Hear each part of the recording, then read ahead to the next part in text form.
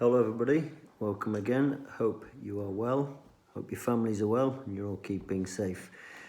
The word I'd like to talk about today is opportunity, which might seem a strange word to be talking about in the current circumstances, but hopefully it will become a little bit clearer. So I'd like to read something from Pope Francis, which he said on Friday. So on Friday, Pope Francis, almost on his own, in St. Peter's Square, which if you've ever been or seen it is a vast square in the centre of Rome, offered prayers for the whole world.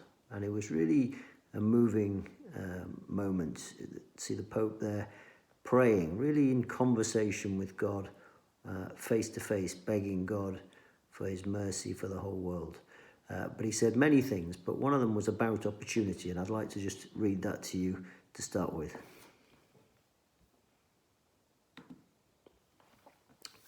So the Pope was commenting on the passage in the Gospel where the apostles are in the boat with Jesus and there's a storm and Jesus is asleep, and the apostles, in their fear that the boat is going down, they wake up Jesus and they ask him, "But Master, do you not care that we're going down?" And he rebukes the wind and the sea and calms the storm, and then turns to them and he says, "Why are you afraid? Have you no faith?" And this is what Pope Francis said. "Lord, your word this evening strikes us and regards us, all of us. In this world that you love more than we do, we have gone ahead at breakneck speed, feeling powerful and able to do anything. Greedy for profit, we let ourselves get caught up in things and lured away by haste. We did not stop at your approach to us. We were not shaken awake by wars or injustice across the world. Nor did we listen to the cry of the poor or of our ailing planet. We carried on regardless, thinking we would stay healthy in a world that was sick. Now that we are in a stormy sea, we implore you, wake up, Lord." And I think each of us, these are my thoughts, can add our own personal experiences to that list. Maybe we are somebody who's interested in climate change and looking after the planet or so on, but there's many other examples from our own life I'm sure we can identify. Even things that we would say are good. I'm doing my studies, I'm working hard, I'm trying to get my GCSEs, my A-levels, whatever.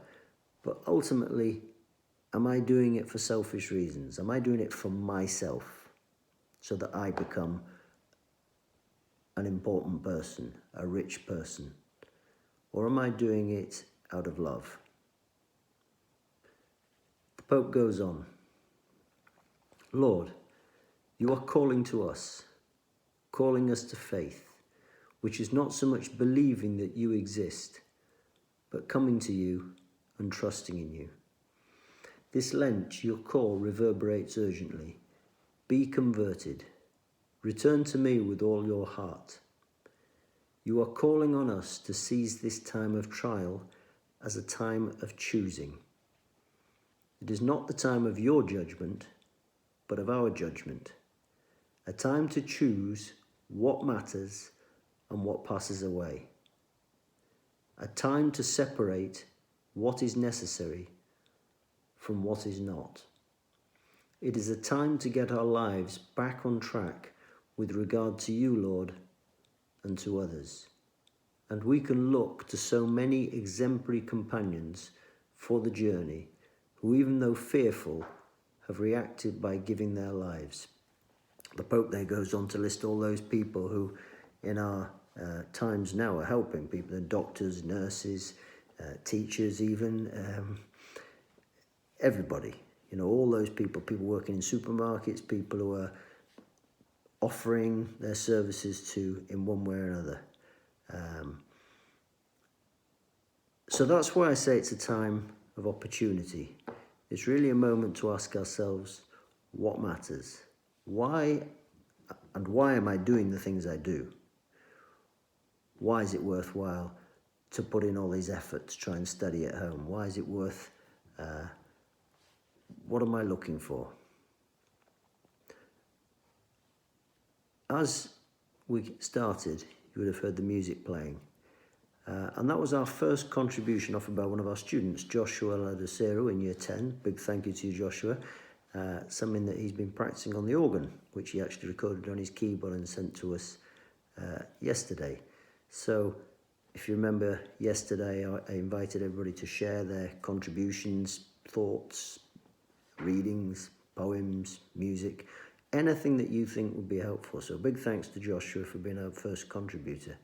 But just before I finish, and I'm going to play the whole of Joshua's recording there just to lead out as a little reflection, I'd like to read the words of the hymn that he's playing, because I think it's a beautiful prayer which is very appropriate for this time.